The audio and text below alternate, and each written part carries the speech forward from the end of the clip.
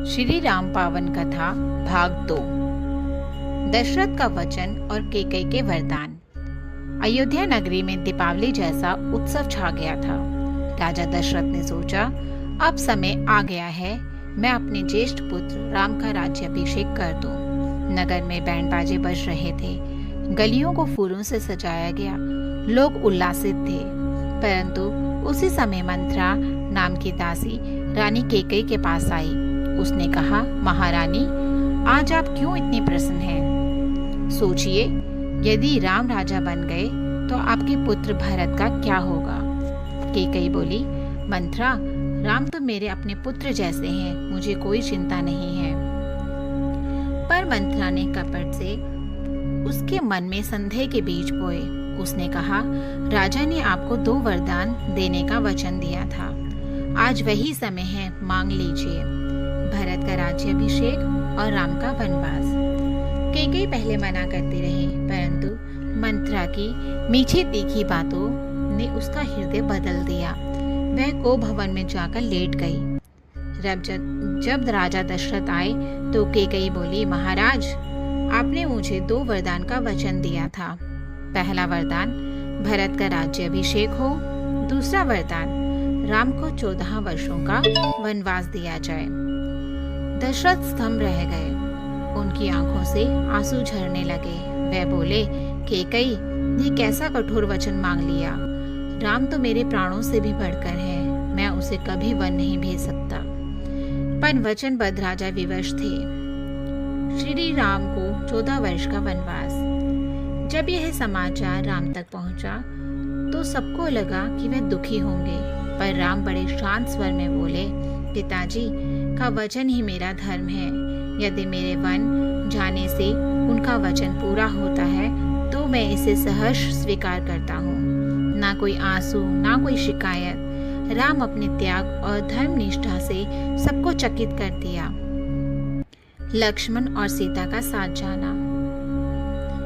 जब माता सीता को पता चला कि राम वन जाने वाले हैं तो उन्होंने दृढ़ स्वर में कहा, नाथ, आप जहाँ रहेंगे वही मेरा स्थान होगा।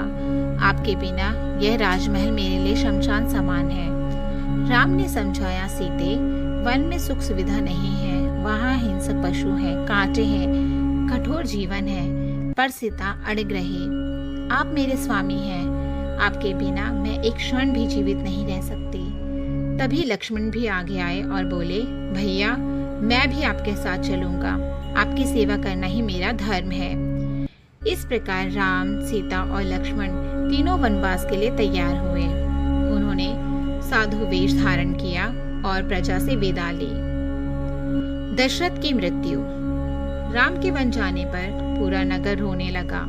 लोग कहने लगे, राम, हमें छोड़कर मत जाओ, तुम्हारे बिना यह अयोध्या अंधकार में हो जाएगी।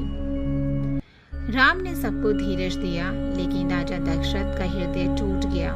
वे बार बार कहते, राम, मेरे राम। उन्हें याद आया कि कैसे पहले उन्होंने श्रवण कुमार के पिता को अनजाने में वध कर दिया था और तब उन्हें श्राप मिला था, तुम भी पुत्र वियोग से प्राण त्यागोगे।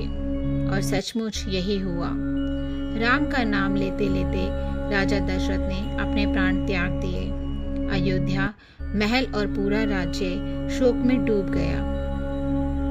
भरत का नंदीग्राम में राज्य त्याग और राम की पादुका। भरत उस समय नंदीग्राम में थे। जब उन्हें सारी बात पता चली तो वह तुरंत अयोध्या लौटे। उन्होंने देखा कि उनके पिता का निधन हो गया और भाई राम वन चले गए। भरत ने कैकेयी से कहा, माँ, आपने कितना बड़ा अन्याय किया है, मैं यह राज्य कभी स्वीकार नहीं करूंगा। भरत तुरंत वन की ओर दौड़े और राम के चरणों में गिर पड़े। उन्होंने कहा, भैया, अयोध्या आपके बिना अधूरी है, कृपया लौट चलिए।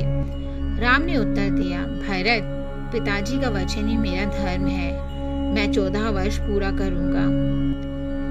भरत की आंखों से आंसू बह निकले। उन्होंने कहा, यदि आप नहीं लौटेंगे तो कृपया अपनी पादुका मुझे दीजिए, मैं उन्हें ही अयोध्या के सिंहासन पर रखूंगा। राम ने खड़ाऊ दी और भरत ने उन्हें अयोध्या में राज सिंहासन पर स्थापित किया। उन्होंने कहा, अब अयोध्या पर राम ही शासन करेंगे, मैं केवल उनकी आज्ञा का पालन करूंगा। भरत स्वयं नंदग्राम में रहने लगे। वे साधु वेश धारण कर कठोर जीवन जीते रहे और दिन रात राम के स्मरण में डूबे रहे। जय श्री राम।